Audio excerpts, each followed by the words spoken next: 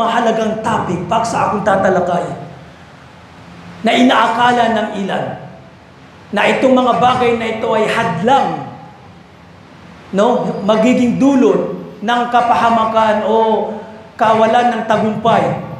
Masama daw idinudulot ng maagang pag-asawa. Inaakala lamang nila na ito'y nagiging hadlang. Ang pag-asawa daw ay nagiging hadlang upang makamtan ang mga bagay na ito. At itong mga bagay na binabanggit nila ay nagmumula sa mga kuffar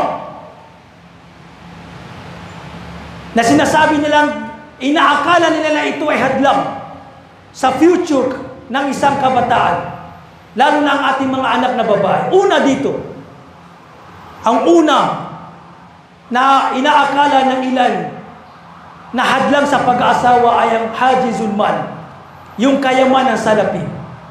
Ang ilan ayaw mag-asawa dahil sabi niya, mahihirapan ka lang kung wala kang pera, wala kang salapi, wala kang naipon. Ayaw mag-asawa, natatakot sa rizq, panustos ni Allah subhanahu wa ta'ala.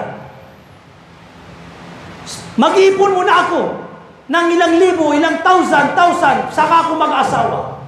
Ito ay kamalian. Tandaan nyo na ang pag-aasawa ay kabilang sa rizq, dahilan upang makamtan natin ang rizq ni Allah subhanahu wa ta'ala. Pangalawa, huwag kang matakot. Si Allah subhanahu wa ta'ala ang naggarantor na kanyang bibiyaan ang taong natatakot. Ginagampanan niya ang kautusan ni Allah subhanahu wa ta'ala, kabilang dito ang pag-aasawa. Pangalawa, ang hajizud dirasa. Ang ilan, pasintabi, paumanhin, ginagawa nilang hadlang ang pag-aaral. Like for example, halimbawa, ang kanilang mga anak nasa kolehiyo, may namanhikan na lalaki na sa kanyang relihiyon, mabuti, nandun na lahat ang qualification. Ayaw nilang tanggapin dahil gusto muna nila makapagtapos ang kanilang anak. At marahil yung anak nilang babae ay nais nang makapag-asawa dahil may fitna, nafi-fitna. At yung magulang niya, iniisip niya yung pagtatapos ng kanyang anak, hindi niya naisip na pangalagaan ng kanyang anak. Ginagawang hadlang ang pag-aaral, hindi. Ito'y kamalian.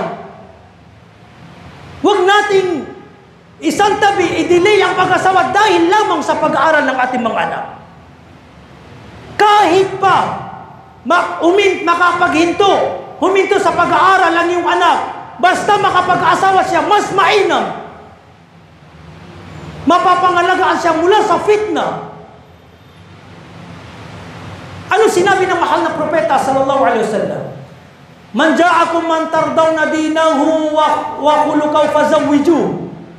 Sino mang dumating sa inyo na manhikan na lalaki na nakita niyo sa kanya ang kanyang relihiyon, ang kanyang pagsasala, at ang kanyang ugali, tanggapin ninyo. Kung hindi nyo to tatanggapin ng walang dahilan, marahil sa makamundong bagay, hindi nyo tinanggap ang gusto mag-asawa dahil hindi malaki ang kanyang mahar,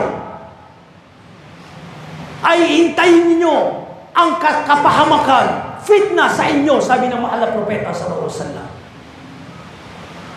Huwag natin gawing dahilan na i-delay ang pag-asawa dahil lamang sa mahar, dahil lamang sa makamundong bagay. Ito ay fitna. Sa kabilang dako, huwag naman natin pilitin ang ating mga anak. Kung ating mga anak ay ayaw talaga nilang tanggapin ang pag-asawa, ay huwag natin pilitin. Subalit sa puntong ito, huwag natin gawing dahilan ang mga makamundong bagay para lamang i-delay ang pag-aasawa ng ating mga anak. Dahil ang pagsasabuhay sa sunna ng mahal na propeta sallallahu alaihi wasallam na sa pamamagitan nito ay mailalayo natin ang ating mga anak mula sa mga fitna, kahalayan, haram na gawain, ay mas higit na dapat natin bigyang halaga at pangalagaan. Ipaunawa na sa atin ni Allah subhanahu wa ta'ala ang relihiyong Islam. At naway magampanan natin ang mga kautusan, katuruan ng ating mahal na propeta sallallahu alaihi wasallam.